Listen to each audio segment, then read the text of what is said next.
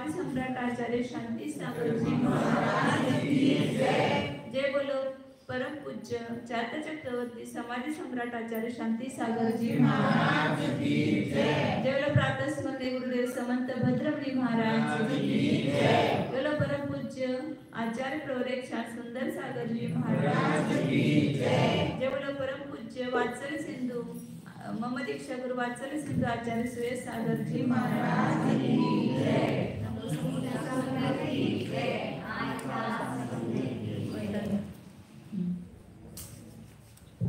गोमडसार जीवकांमध्ये लेशा मार्गाने आपली चालू आहे। त्या लेशा मार्गानेमध्ये 16 अधिकार सांगितलेले आहेत। त्यातले 4 अधिकार आपले संपलेले आहेत। निर्देश, वर्ण, परिणाम आणि संक्रमण। संक्रमण अधिकार काल झाला होता। त्या संक्रमण अधिकारामध्ये स्वस्थान संक्रमण आणि संक्रमणचा अर्थ काय होतो? बदल, परिवर्तन। एका लेशेतून दुसऱ्या लेशेमध्ये किंवा उत्कृष्टातून मध्यमामध्ये संक्रमण होते। तर आपापल्या लेशेमध्ये जे परिणाम होतं त्याला काय म्हटलं? स्वस्थान संक्रमण। आणि ती लेशा सोडून दुसऱ्या लेशेमध्ये जे संक्रमण होतं त्याला परस्थान संक्रमण होतं। मग आपलं झालं का सकाळपासून परस्थान संक्रमण स्वस्थान संक्रमण सारखं सुरू आहे ना। मिनिटाला आपले मिनिटाने सेकंद आपले परिणाम कसे बदलत राहते। आता पुढं कर्माधिकार सांगतात संक्रमणामध्ये ते 507 आणि 508 नंबरची गाथा एक दोन्ही युगल गाथा आहे। परियाजे छपुरिसा परिभट्टारण्य मध्यदे सम्मी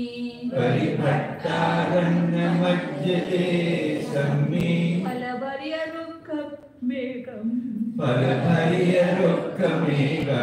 वेक्षिता ते विचिन्तन्ति परियाजे छपुरिसा परिभट्टारण्य मध्यदे सम्मी फलभर्य रुक्ख मेघम वेक्षिता ते विचिन्तन्ति। अजून एक गाथा घ्यायची। निमोल खंद साहुव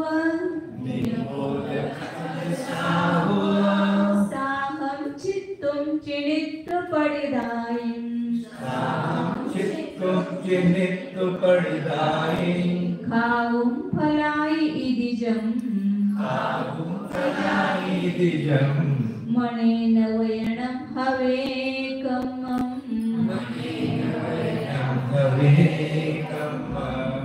निर्मूलकंद साहम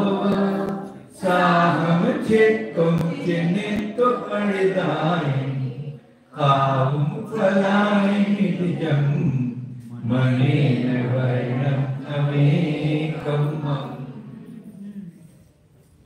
हे चित्र तुम्ही पुष्कळ ठिकाणी बघितलं असेल। एक वृक्ष आहे आणि तिथे 6 पुरुष आहेत। कुठं कुठं तोडायला लागले ते सगळं त्याच्यामध्ये दाखवलेलं असते। तर ते 6 लेशाचं उदाहरण आहे। तर तेच तिथे सांगतात की त्या लेशावाल्या जीवांचं कसं कर्म असतं, क्रिया, कर्म म्हणजे क्रिया असते त्यांची प्रतिक्रिया कशी असते ते सांगतात की परियाजे छपुरिसा 6 पतिक आहेत, 6 पुरुष कुठेतरी यात्रेला चालले आणि काय झालं मध्य अरण्य देशामध्ये आले आणि त्यांना मार्ग मिळेना, परिभ्रष्ट झाले, अरण्यामध्ये सापडले जंगलामध्ये। पूर्वी अशी खूप मोठे मोठे जंगल असायचे ना, अजून सुद्धा द्रोणागिरी वगैरे त्या ठिकाणी गेले की तिथं जंगल आहेत। कर्नाटकमध्ये तिकडे केरळमध्ये वगैरे गेले की त्या ठिकाणी वीरप्पा बसत होते ना, ते जंगल आहे। तर त्या जंगलामध्ये गेल्यानंतर मार्ग मिळत नाही, मग भूक लागलेली, काय खायचं? मग त्या सगळ्यांनी काय ठरवलं, तिथं त्या ठिकाणी त्यांना त्या अरण्यामध्ये एक फळानं भरलेला वृक्ष त्यांनी पाहिला। एक झाड होतं आणि त्याला खूप फळं लागलेली होती। ते पाहिल्याबरोबर त्यांना काय वाटलं, आता त्या फळांच्या द्वारे आपण पोट भरू शकतो। तर ते पैकी त्या एका वृक्षाला पाहून ते विचार करतात, 6 जण विचार करतात। आता 6 जणांचे विचार सारखे आहेत का?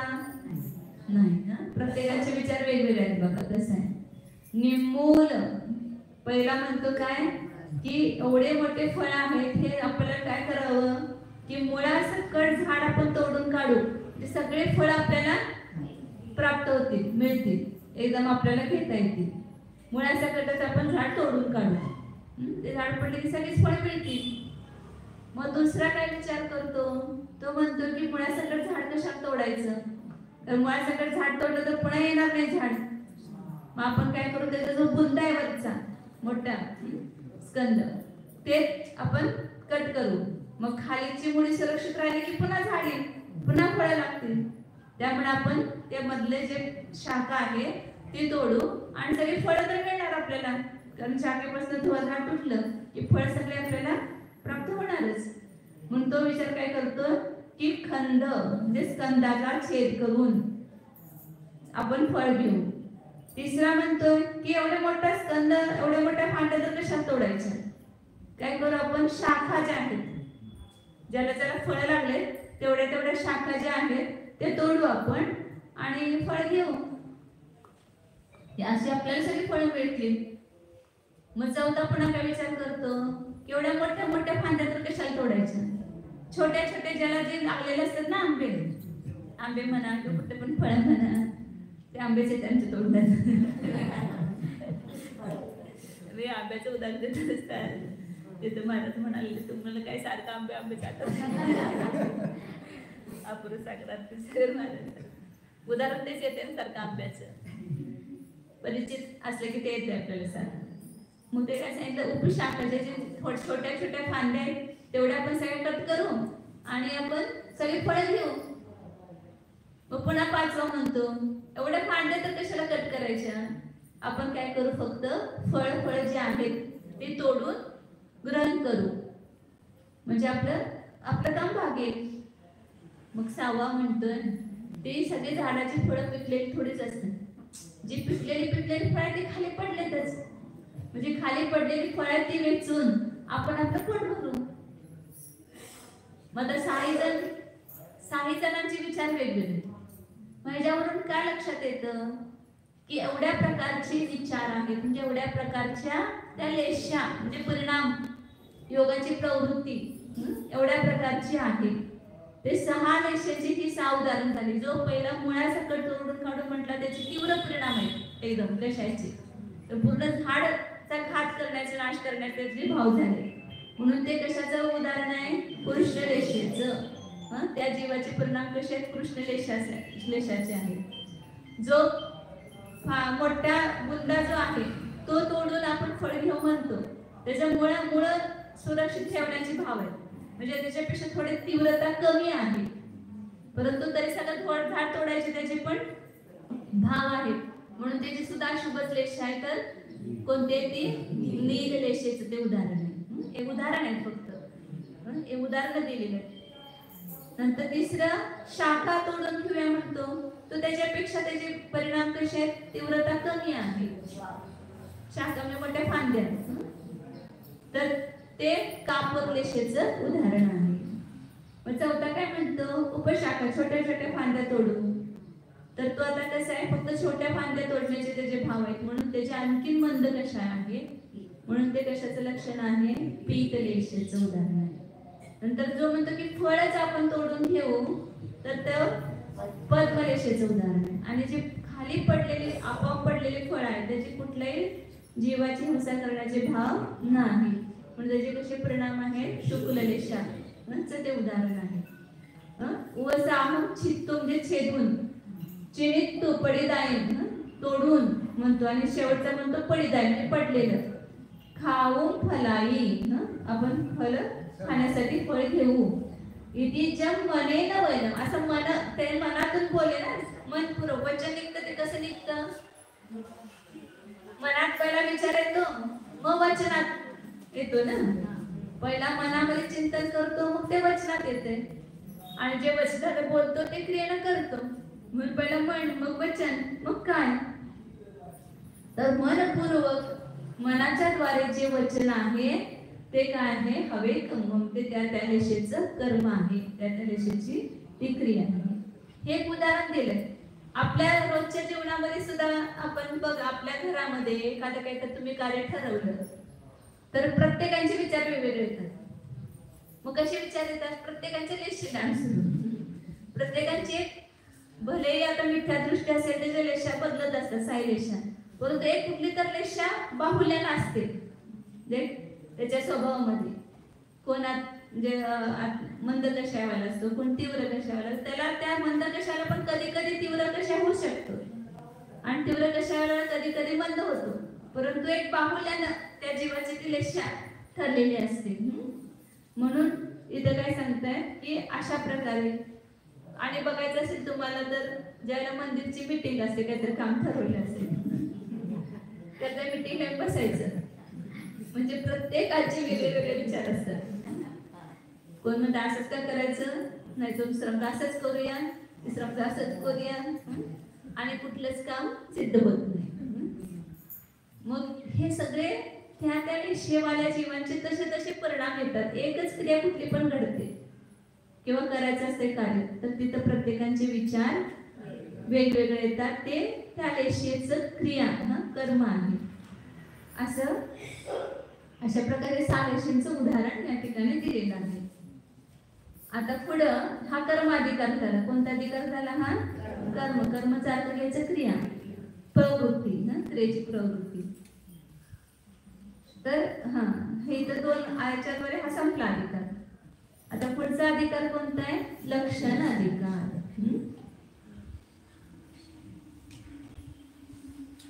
आता प्रत्येकाचे 9 गाथींच्या द्वारे हे 6 लेशींचं लक्षण सांगतात. पहिल्यांदा कृष्ण लेशीचं लक्षण सांगतात.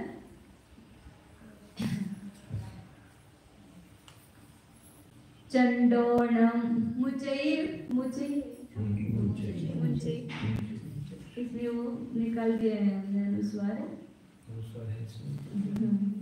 चंडोण मुंचई वो ज्यादा होता है शायद. चंडोण मुंचई वेरम, चंडोण मुंचई वेरम, भंडनशीलो यधम्मदयरहियो, भंडनशीलो यधम्मदयरहियो, दुट्टोणय ए दिवसम, दुट्टोणय ए दिवसम, लक्षणमेयं तु किन्नस्स, लक्षणमेयं तु किन्नस्स. चंडोण मुंचई वेरम, भंडनशीलो यधम्मदयरहियो, दुट्टोणय ए दिवसम, लक्षणमेयं तु किन्नस्स. सगळे लेशांचे लक्षण समजून घ्यायचे आणि तिथं आपल्याला बघायचं आपली कुठली लेश आहे. दुसऱ्याची लेश बघायची नाही, तर ते बघून बघा हे तसंच करते, हे तसंच करते, म्हणून आपले कशा पुष्ट करायचे पुन्हा. तर काय सांगतात तिथं? पहिल्यांदा कृष्ण लेशेचं लक्षण सांगतात या गाथेमध्ये. चंडो, जो कसा आहे चंड, जे प्रचंड, काय पण थोडंसं घडलं की एकदम कोप त्याचा वाढलाच. जर असं मनाच्या विरुद्ध काहीतरी झालं की लगेच काय होतं? क्रोध तीव्रतेला प्राप्त होतो, प्रचंड होतो. हे पहिलं लक्षण सांगितलं. जे जो प्रचंड आहे म्हणजे तीव्र क्रोधी आहे. दुसरं लक्षण सांगितलं न मुचई वेरम, असं पुरगात बांधून ठेवतो, वैर सोडत नाही. काय तर थोडं झालेलं असतं त्याला काही क्षमाभाव येत नाही. भवाभावापर्यंत, जसं कमट्यानं ते 10 भावापर्यंत पार्श्वनाथाचं वैर ठेवलं होतं मनामध्ये. कोणती लेशा होती ती? कृष्ण लेशेचं लक्षण आहे ते सगळं. म्हणजे वैर धारण करणं, वैर सोडत नाही, तर हे कृष्ण लेशेचं लक्षण आहे. भंडनशीलो, भांडखोर, कुठे गेलं की भांडायचंच.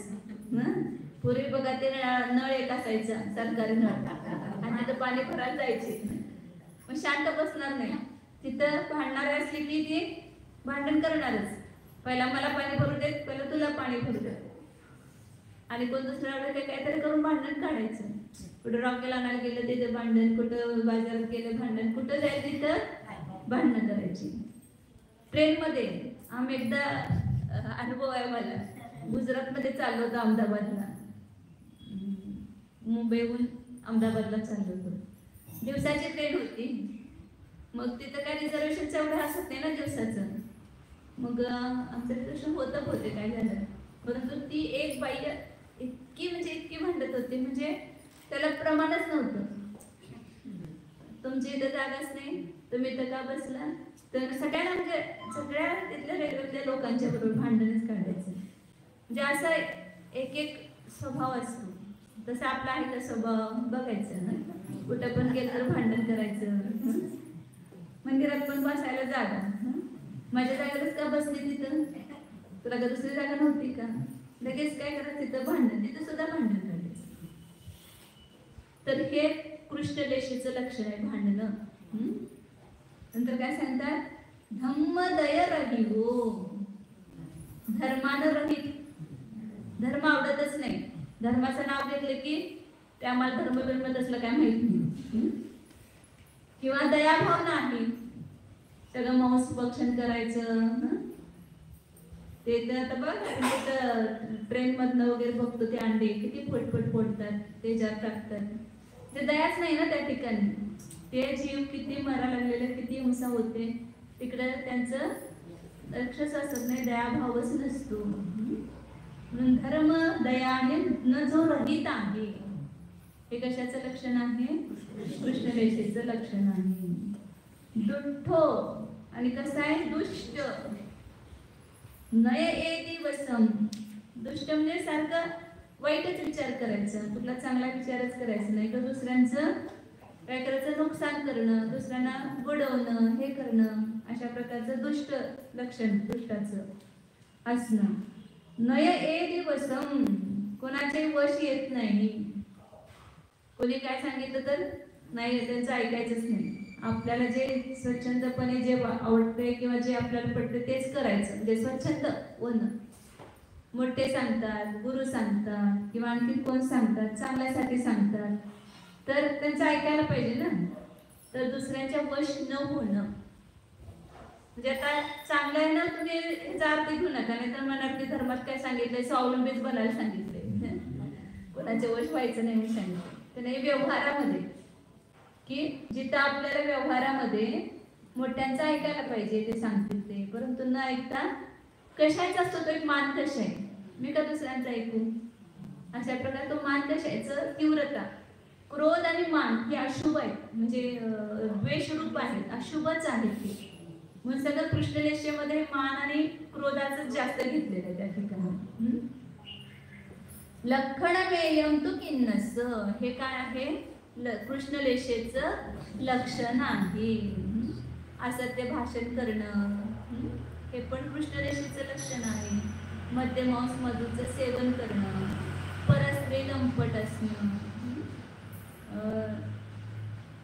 जिनश्रवणा म्हणजे जिनेंद्र भगवंतांचं वचन ऐकायचं नाही, कान बंद करून जायचं. पूर्वी करायचे ना, कथा येतात ना ते आपल्या शास्त्रामध्ये सुद्धा, की मंदिरातून समोरून चाललं की कानात बोटं घालायची, की ते वचन आपल्या कानावरच पडू नये. मला वाटतं विद्यानंद आचार्यांचंच काही असेल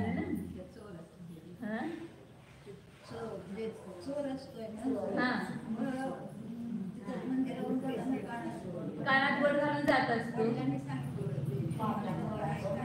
जिनेंद्र भगवंतांचं वचन ऐकायचं नाही, तर तो कानात बोट घालून जायचा मंदिराच्या समोरून. आणि एक दिवस काय झालं, त्याला काहीतरी खाज आली का काहीतरी झाली, पायाचा काटा मोडला, तर त्याचे कानातून हात बोट सुटले आणि त्याला एकच वचन कानावर पडलं की देवतांची सावली असत नाही. हेच आहे ना, देवांची कधी सावली पडत नाही. मग काहीतरी पुढं झालं असं, काहीतरी चोरी झाली किंवा काय झालं, आणि ते कोणीतरी हे घेतलं, मी अमुक देव आहे, तमुक आहे वगैरे असं ते त्यांनी खोटं सांगितलं.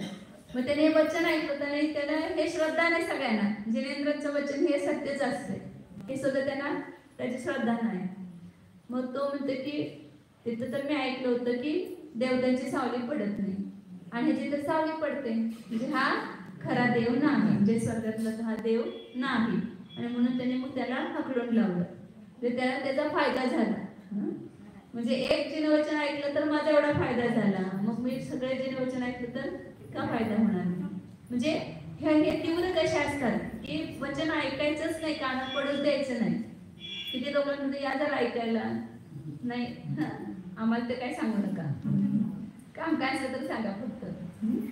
तर हे सर कृष्ण रेषेची लक्षणं सांगितलेली आहेत. आता पुढच्या गाते सांगितलेले आहे ना, त्याला पण इथे टीकाकाराने कृष्ण रेषेचं लक्षण म्हटले वास्तविक, परंतु वास्तविक ते नील रेषेच्या मध्ये घ्यायला पाहिजे. जे पुढची 510 आणि 511 नंबरची 2 गाथा आहेत ना, हे नील रेषेचं लक्षण आहे. धवलामध्ये सुद्धा असंच घेतले त्यांनी, हे दोन्हीला नील रेषेचं लक्षण घेतले. आणि त्या टीकाकाराने काय घेतलंय, 510 ला पण कृष्ण रेषेचं लक्षण केलं आणि 511 ला नील रेषेचं लक्षण केलं. असं म्हणजे फरक झाला इथं. आता 510 नंबरची गाथा कशाचं लक्षण सांगतात, नील रेषेचं. मंदो बुद्धिविहीनो नाणीय विषय निर्विन्नाणीय विषय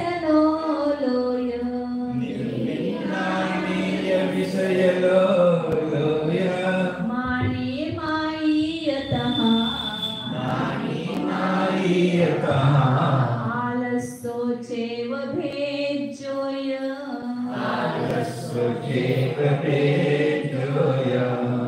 मंदो बुद्धिहीनो निर्विन्नानीय विषयलोलोय मानी मायीयतः आलस्योचैव भेज्योय. मंदो कृष्ण रेषेचं लक्षात आलं ना, मग ते कधी आपले परिणाम झाले तर लगेच ओळखायचं हे कृष्ण रेषेचं लक्षण आहे, आपल्या कृष्ण रेषा झाली चटकन आपल्याला आता बदलायला पाहिजे, संक्रमण करायला पाहिजे. लगेच परिणामामध्ये विशुद्धता आणली की आपण हे करू. कारण 1 ते 4 गुणस्थानामध्ये हे साहिलेश आहे, साहिलेशाचं परिणाम होत असते. म्हणजे पुढे संयम धारण केला तर किती गुण आहेत बघा त्याच्यामध्ये. 3 अशुभलेशापासून आपण सुटतोच. त्या अशुभलेशाच्या निमित्ताने जो कर्मबंध होतो तीव्र स्थिती आणि अनुभव घेऊन, तो आपोआप कमी होतो ना. खूप फायदे ज्याला आपण कर्णानुयोगातून बघतो त्याला सम्यक्त्वचे किती फायदे आहेत, नंतर संयमाचे किती फायदे आहेत हे लक्षात येते. स्थिती आणि अनुभव सुद्धा 4थ्या गुणस्थानापासून स्थितीबंध, स्थिती सत्वापेक्षा कधी जास्त होत नाही. अंतकोडाकोडी सागर तुम्ही किती पण कशा केला 4थ्या गुणस्थानापासून सुटला नाही तरी सत्व जेवढा आहे त्याच्यापेक्षा संख्यात्व भागच त्या ठिकाणी स्थिती बंद होतो, त्याच्यापेक्षा जास्त स्थिती बंद होत नाही. आणि अनुभव बंद सुद्धा कायम द्विस्थानीयच राहणार, पाप प्रकृतींचा आणि पुण्य प्रकृतींचा चतुर्स्थानीयच राहणार. आणि तो द्विस्थानीय सुद्धा जो आहे तो सत्वामध्ये जेवढा आहे त्याच्यापेक्षा बंद जास्त होणार नाही. ते खूप फायदे, अनेक फायदे आहेत. बेसंयम धारण केला, अवस्थित गुणश्रेणी निर्जरा, तुम्ही भोजन करा, झोपा, काय पण करा तर सतत निर्जरा आहेच, परंतु त्याच्याजवळ काय पाहिजे, देशसंयम. देशसंयम रूपी जर त्याच्याजवळ हत्यार असेल तर प्रत्येक समयाला असंख्यात कर्मांची निर्जरा, जेवढं आयुष्य असेल तेवढं आयुष्य संपेपर्यंत सतत कर्माची निर्जरा होते. म्हणून तुम्हाला का प्रेरणा करता, तुमच्या कल्याणासाठी. नाही तर म्हणजे सारखं आचार्य सगळ्यांना दीक्षात घ्या म्हणते.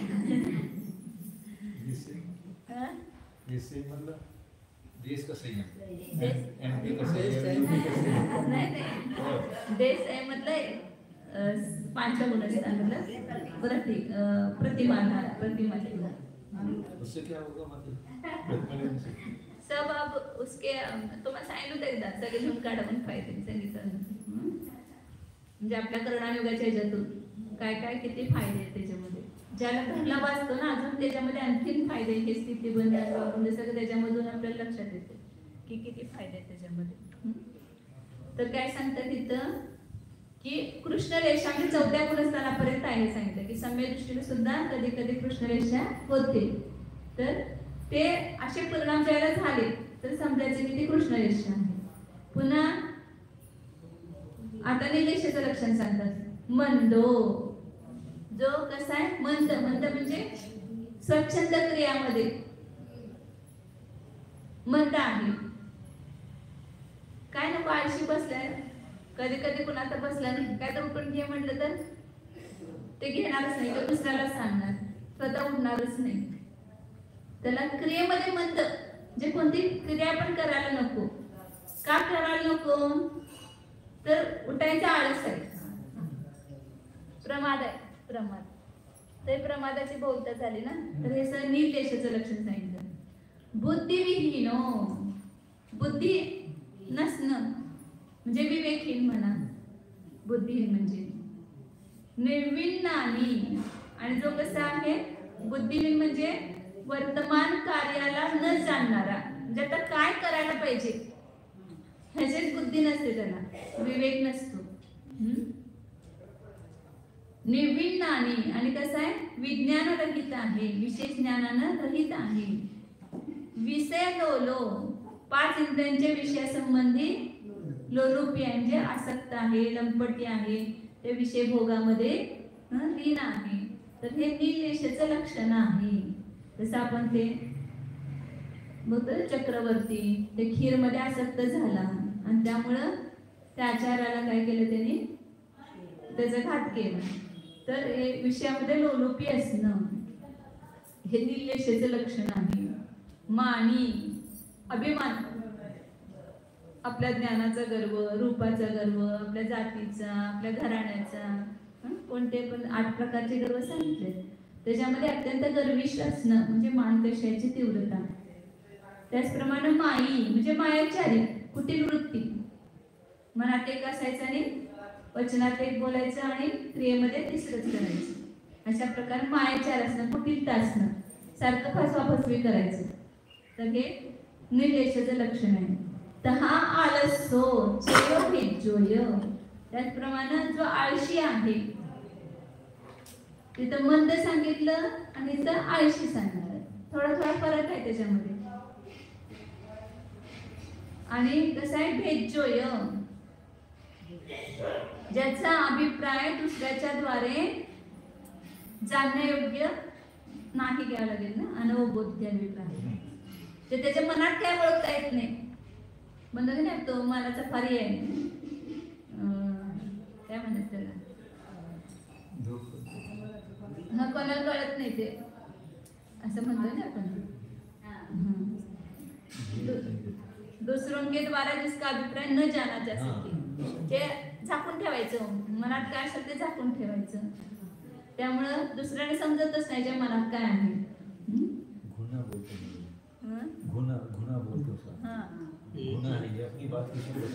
नाही बताय, ते मराठीत पण काहीतरी आहे शब्द, आतल्या गाठीचा, तो खूप आतल्या गाठीचा आहे. म्हणजे सरळ लोक असतात नाही ते सगळं आपलं बोलून टाकतात लगेच, परंतु हे बोलणार नाही, मनात ठेवून घेणार. तर हे सगळं निर्देशाचं लक्षण आहे. अजून एक गाथा आहे निर्देशाची लक्षणाची, तेच की ह्या टीकेमध्ये त्याने कृष्णरेषेचं घेतलेलं आहे. परंतु तिथं गाथेच्या शेवटी आचार्याने म्हटलं ना, किन्न मेदस लखन मेयम तो किन्नस, प्रत्येकाच्या शेवटी हा शब्द आलेला आहे, लखन मेयम तो किन्नस. आणि मग 511 गाथेच्या शेवटी काय आलंय, भणियम लखन मेयम समासदो निर्लेशस. जे दोन्ही गाथा झाल्या ते शेवटी वाक्य आलं ना, म्हणजे दोन्ही गाथा निर्लेशाचं लक्षण आहे. धवलामध्ये असं घेतलेलं आहे, धवला पुस्तक 1 पृष्ठ 388, ह्याच गाथा आहेत तिथं, आणि त्यामध्ये या दोन्हीला निर्देशाचं लक्षण सांगितलंय. परंतु इथे हे टीकाकाराने म्हणून सांगितलं ना, टीकाकारांच्या काही चुका ज्या झाल्या त्यांना धवला टीका त्यांनी वाचली असावी असं त्याच्यावर लक्षात येते, आणि त्यामुळे त्या काही चुका घडलेल्या आहेत. त्या ठिकाणी असं कर्मकांडमध्ये सुद्धा आपण वाचलं असेल, नवीन पुस्तक काढले त्याच्यामध्ये विकास भाई यांनी एक लेख लिहिलेला आहे की कोणत्या कोणत्या म्हणजे याच्यामध्ये हे आहेत दुरुस्ती आहेत, म्हणजे कर्मकांडच्या टीकेमध्ये, संस्कृत टीकेमध्ये. आणि त्या जास्त चुका ज्या झालेल्या ते धवला टीका न वाचल्यामुळे झालेल्या आहेत. तर काय धवलामध्ये विस्तारण वर्णन आलं ना त्या ठिकाणी, त्यामुळे ते स्पष्टता होते, आणि ते नसेल स्पष्टता तर अशा प्रकारे चुका होऊ शकतात.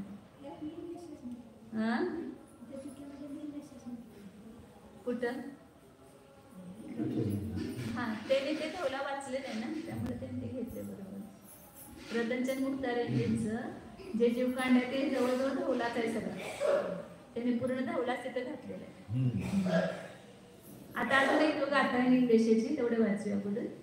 निद्रा वंचन बहुलो, धनधन्ये मोदिति वसन्नाय,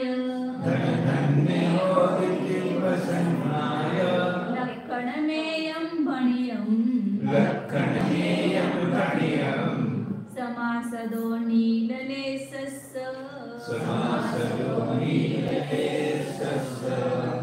निद्रा वंचन बहुलो, धनधन्ये मोदिति वसन्नाय, लक्षणमेयं भणियं, समासदो नीललेशस्य. वर सांगितलेली लक्षणं आणखी लक्षणं सांगताय की निद्रा बहुलो, सारखं झोपाळू. निद्रा बहुल असणं हे सुद्धा कशाचं लक्षण आहे? नीललेशेचं लक्षण आहे. म्हणजे तिथे जागरूकता असत नाही. झोप काय येते? जिथे जागरूकता असेल समजा तर तिथे झोप येत नाही. कधीतरी एखाद्याच येणं वेगळी गोष्ट, पण सारखं झोपणं जे आहे ते निद्रा बहुलता हे त्याचं लक्षण आहे. वंचन बहुलो, आणि सारखं फसवायचं. कुठं पण गेलं तर सारखं आपला फायदा घेण्यासाठी फसवत राहायचं. मंदिरच्या कामामध्ये सुद्धा लोक काय करतात? तिथं सुद्धा आपला फायदा बघतात, फायदा करणार म्हणजे फसवतात तिथं सुद्धा.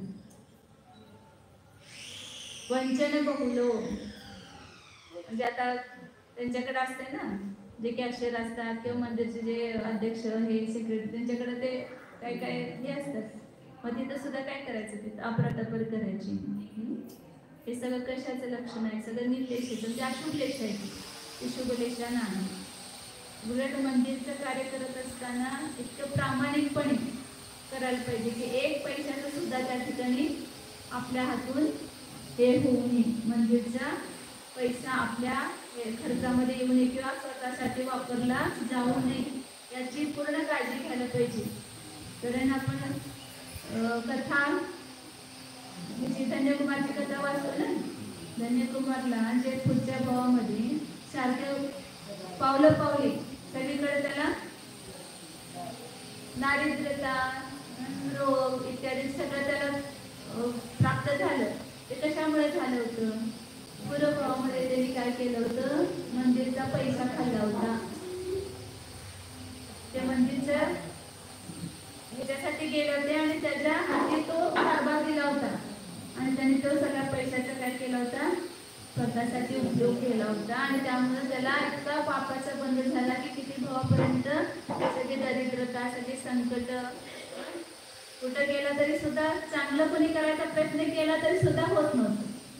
उलट त्या मनात तिथं शेठ त्याला रत्न देणार तर त्याचे कोळशे बनणार, विस्तू बनणार, अशा प्रकारे ते. आणि पुढं दान दिलं त्यांनी मुनिराजानं तर त्याच्या पुढच्या भावामध्ये त्याला प्रत्येक ठिकाणी जिथं जाईल तिथं संपत्ती, निधी त्याला प्राप्त होत होती.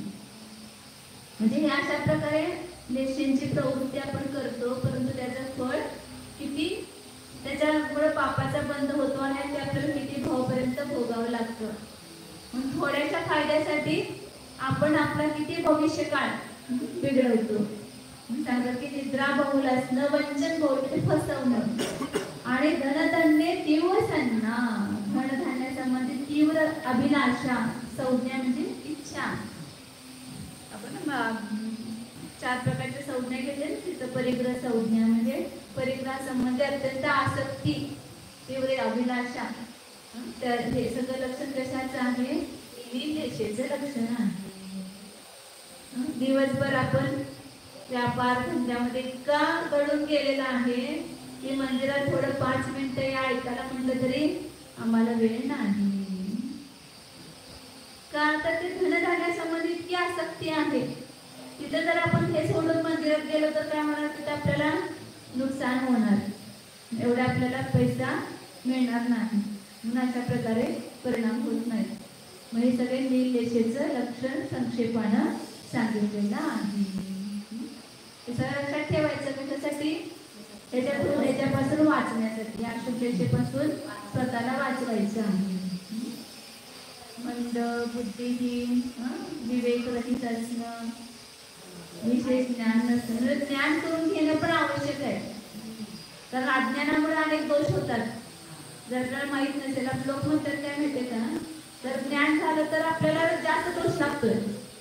जर आपल्याला माहीत झालं आता याच्यामध्ये हे दोष आहे आणि आपण ते खाल्लं तर जास्त पाप लागतंय ना. त्यामुळे ज्ञानच करून घेऊ नका. कंदमुळे खाल्लंय तर आनंद जीवाची उत्साह होते. आता तुम्हाला माहीत झालं आणि तुम्ही आता खाताय, तुम्हाला जास्त बंद होणार. आणि ज्यांना बिचारांना माहीतच नाही त्यांना कमी बंद होणार. तर त्याच्यापेक्षा अज्ञान राहिलेलं बरं ना. म्हणजे अज्ञान असणं हा सगळं दोष आहे ना जीवाचा. आणि अज्ञानामुळे किती दोष घडतात आपल्याकडून. उलट ज्ञान झालं की ते दोष पासून आपण वाचू शकतो. पण अशा प्रकारे ज्ञान नसणं हे सुद्धा काय त्या ठिकाणी ते निर्लेशाचं लक्षण सांगितलं.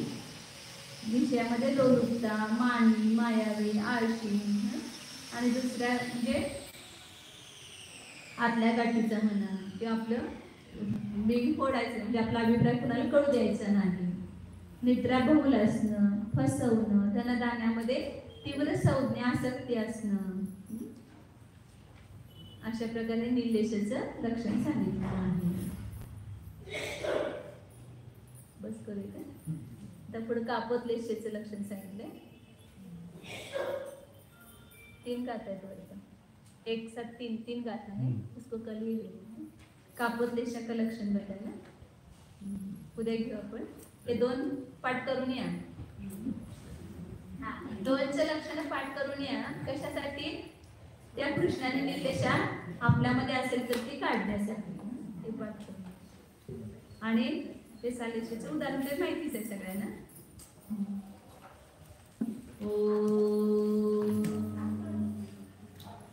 जाना हा मी शुद्ध चैतन्यमय जीवच आहे, ज्ञान दर्शन संपन्न आहे.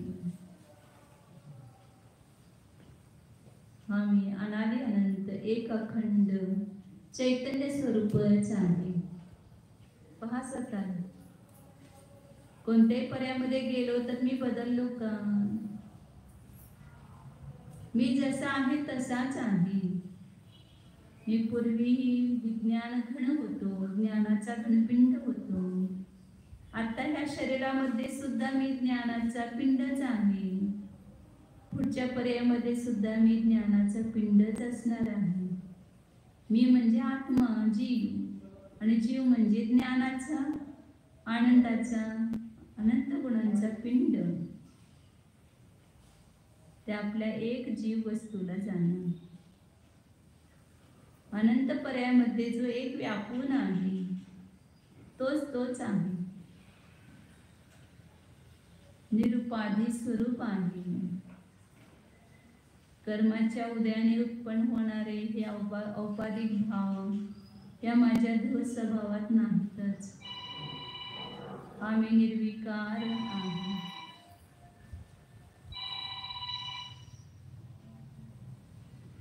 निर्विकार निरंजन स्वरूप टंकोत्कीर्ण ज्ञायक स्वरूप निर्मम स्वरूप शुद्ध एको